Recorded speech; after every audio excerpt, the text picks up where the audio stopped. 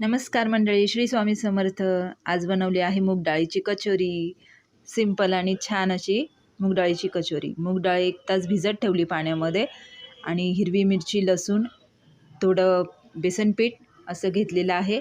थोडा गरम मसाला, हळद, मीठ, थोडं तेल टाकून हे ग्राइंड केलेलं आहे.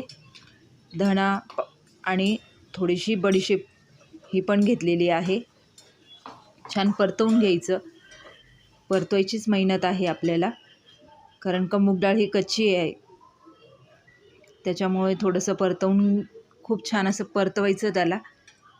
आणि बेसन पीठ ॲड केल्यानंतर आणखी जास्त परतवायचं. थोडंसं पाण्याचा शिपका मारून झाकण ठेवून 2-3 वेळेस वाफ काढायची आहे. ते मिश्रण आहे ते खूप असं सुटसुटीत छान असं मोकळं होतं. तसं तोपर्यंत ते कढईला चिटकत राहतं, तोपर्यंत समजायचं ते कच्चं आहे. आणि वाफ काढून घेता घेता ते असं छान असं सुटसुटीत होतं. त्यावेळेस समजायचं का आपलं हे सारण तयार आहे. म्हणून थोडीशी तीच मेहनत आहे आपल्याला. बाकी सगळं प्रोसिजर हे खूप इझी आहे, काहीच नाही लागत त्याला. 2-3 हिरव्या मिरच्या, 2-3 लसूण पाकळ्या, अर्धी चम्मच बडीशोप आणि धने आणि थोडासा गरम मसाला, हळद, मीठ फक्त बस. आणि तळायला तेल आणि मैदा पीठ, एवढं साहित्य लागतं. छान हे परतवून झालं का मग आपलं पीठ मळायला घ्यायचं. मैद्याचं पीठ घ्या, तुम्हाला गव्हाचं वाटेल तर गव्हाचं घ्या. मी मैद्याचं वापरलेलं आहे. मैद्याच्या पिठामध्ये तेलाचं मोहन घातलेलं आहे. तेलाचं मोहन घालून त्याच्यामध्ये ओवा आणि मीठ टाकलेलं आहे.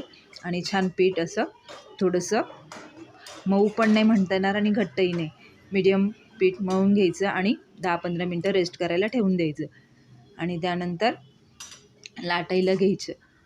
लाटून छोटे छोटे पुरे बनवायचे आणि त्याच्यामध्ये हे सारण टाकायचं.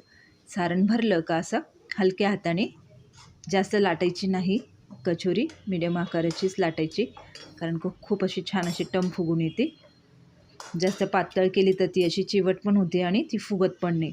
त्यामुळे थोडीशीच लाटायची आणि तळायला घ्यायचं. छान तेल तापत ठेवायचं. तेलामध्ये मस्त तेल तापलं का आपली कचोरी लाटलेली मस्तपैकी टाकून द्यायची. पलटायची घाई करायची नाही. छान त्याला एक बाजू झाली का नंतर दुसरी बाजू असं करत छान क्रिस्पी ब्राऊन अशी मस्तपैकी ती होस्तर ठेवायची तेलामध्ये. छान असं लालसर भाजल्या का मध्ये काढायच्या. त्याच्यासोबत हिरवी मिरची तळून घ्यायची आणि खायला घ्यायची.